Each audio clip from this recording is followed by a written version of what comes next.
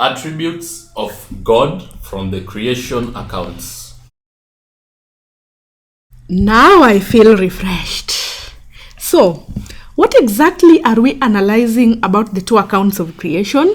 Well, we're going to analyze the attributes of God as shown to us in the biblical accounts of creation. Well, I will not hesitate to say that God is the only creator. I agree. He solely created the universe from scratch and out of nothing.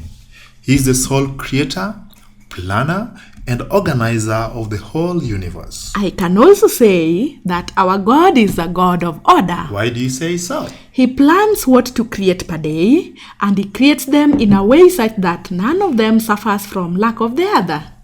I think you lost me.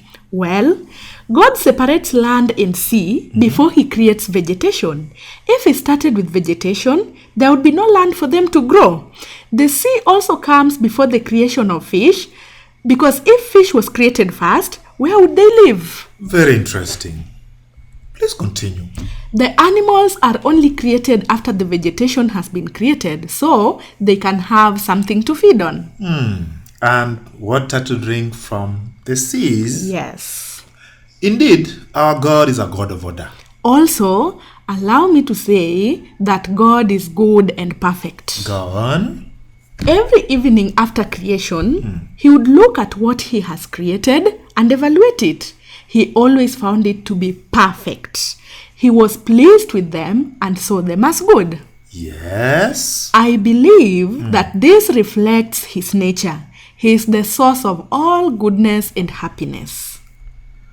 Wow, that is beautifully explained. Thank you. In addition, we humans are called to be perfect just like God. We should endeavor to be like him, as Jesus teaches us in Matthew chapter 5, verse 48.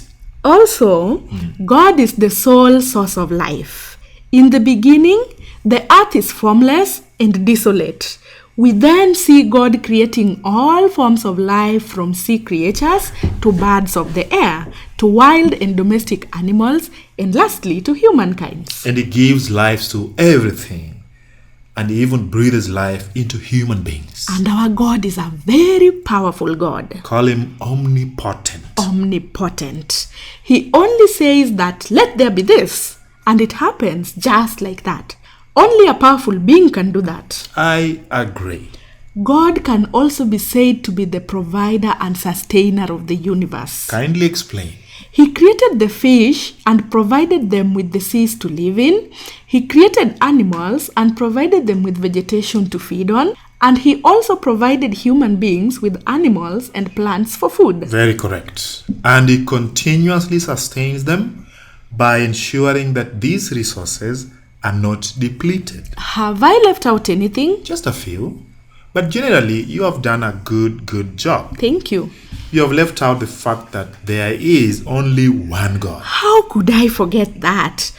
God solely creates the universe, showing that he is only one.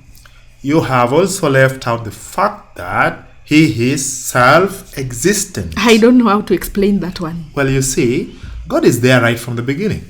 No one created him. And so, he is self-existent. Aha, now I understand. He is also a personal God. Meaning? Meaning, he creates human beings in his own image and likeness so that they can be just like him. Because of this, we enjoy a personal and loving relationship with God. Aha, and that is why we are his children. That's right. God is also a moral God. Let me explain that. When God placed man in the Garden of Eden, he gave man rules to follow as well as responsibilities. In examples? Such as taking care of the garden and all that was in it, naming all the other animals, and eating all fruits except the fruit at the middle of the garden. This was a test to see the behavior of human beings, and if they broke the rules, they would be punished. That's right. What can you say about God being a worker? Well, as he is creating the universe, he is working. He even makes man from the dust of the earth and removes a rib from him to make a woman. All these are described as work. And because of this, God expects us to work too. Finally, let us talk about God as a spirit. Genesis chapter 1 verse 2 says that the raging ocean that covered everything was engulfed in total darkness, and the Spirit of God was moving over the water. Now this tells us that God is a spirit and is not made of matter. Wow, God has so many attributes from the creation accounts. Yes. Thank you so much for such a beautiful analysis. You're welcome, my child.